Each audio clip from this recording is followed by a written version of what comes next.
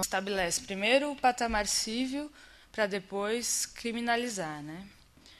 E parte dos projetos também vão contra os direitos à privacidade, a proteção da privacidade em rumo ao vigilantismo, ou seja, começar a solicitar dos provedores de acesso de conteúdo que eles vigiem o que está sendo postado, principalmente de conteúdo, né? Provedor de acesso é o provedor que a NET, Telefônica, né? Os provedores que possibilitam que você entre na internet, te dão um número de IP. E isso, provedor de conteúdo são os grandes portais, indo até os pequenos blogs, né? Então, vocês vão perceber que em várias fases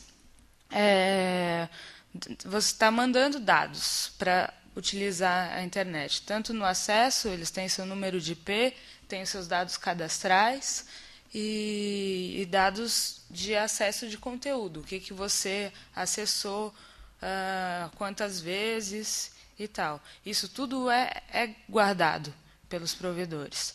A questão que a gente vai ver mais adiante eles precisam guardar? Talvez precisem. Por exemplo, a Amazon vai guardando o seu perfil de compra para depois te indicar coisas que podem estar no seu perfil, e isso às vezes é interessante para a gente. Que saibam e te indiquem coisas para o seu gosto, né? Mas o problema é eles disponibilizarem para outras pessoas esse tipo de dado e com que custo e tal. E a mesma coisa com seus dados de cadastrais, né? Seu nome, telefone, endereço e os seus dados de IP, que aí é o computador que você está acessando.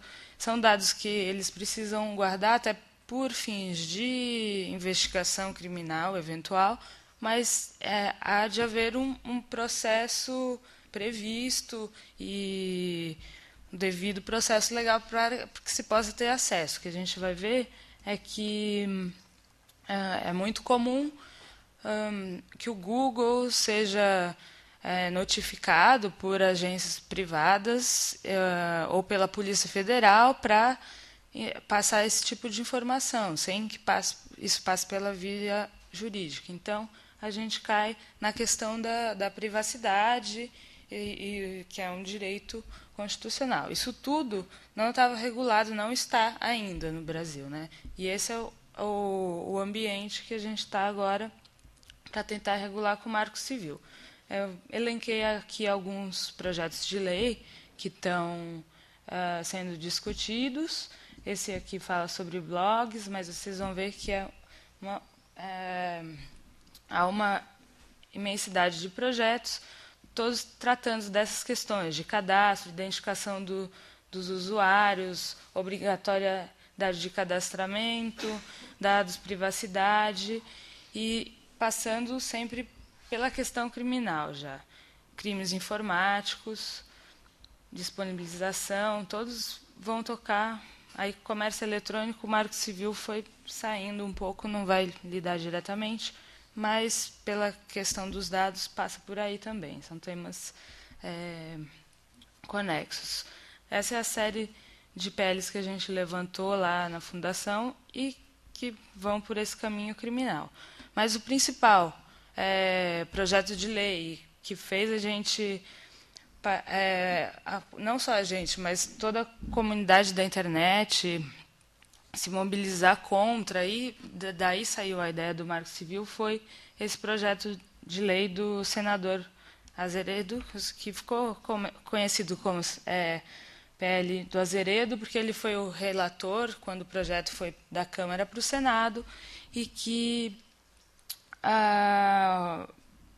o marketing, ou como se divulgou o projeto por lá, era que era um projeto de combate à pedofilia online, então que ia tratar dessa questão de dados e de como requerer dados cadastrais. Mas o que se observou, como traz a notícia, que o projeto, na verdade, se aproveitou para criminalizar várias práticas triviais na internet, criar um sistema de vigilância privada, uma série de obrigações para os provedores de acesso de conteúdo. E que, curiosamente, dentre os 40 dispositivos que o projeto trazia, apenas um deles tratava propriamente de pedofilia.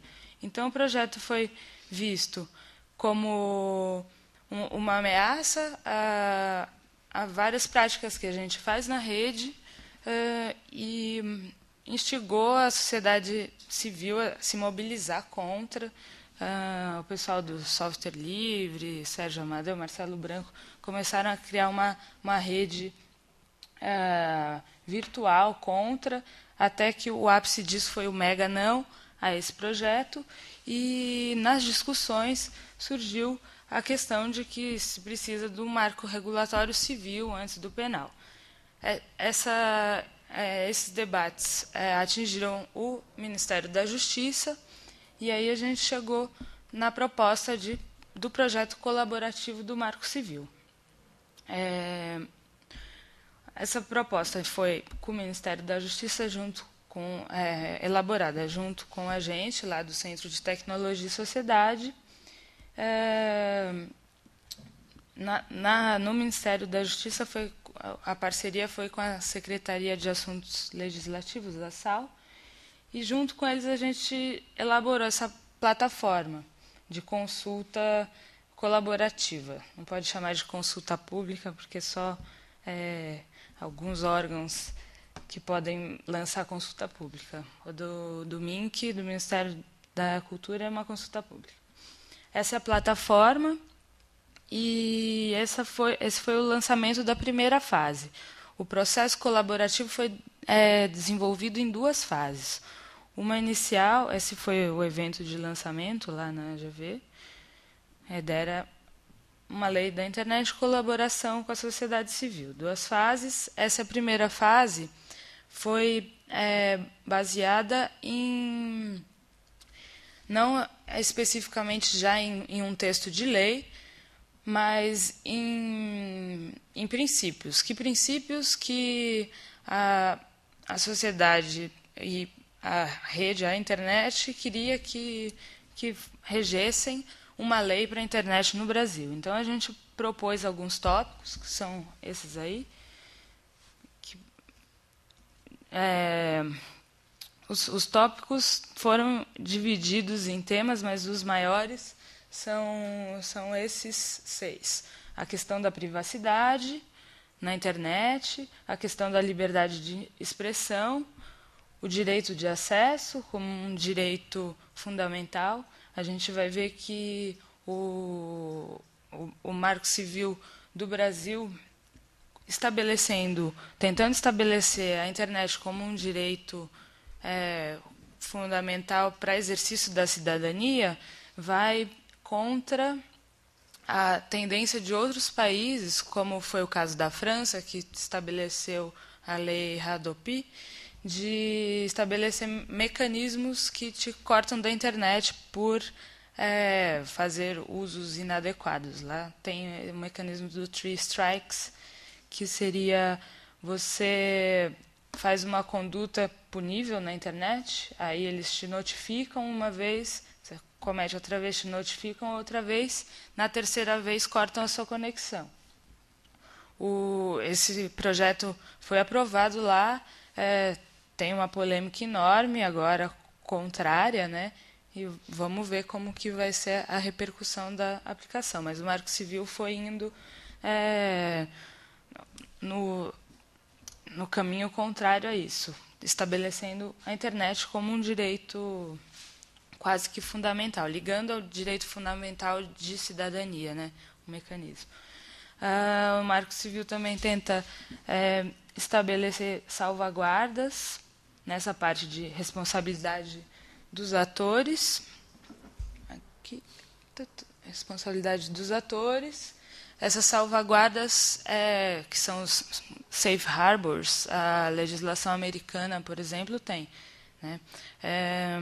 A gente vai ver que é comum, no direito a gente tem responsabilidade objetiva e subjetiva. A subjetiva na responsabilidade subjetiva você tem a culpa.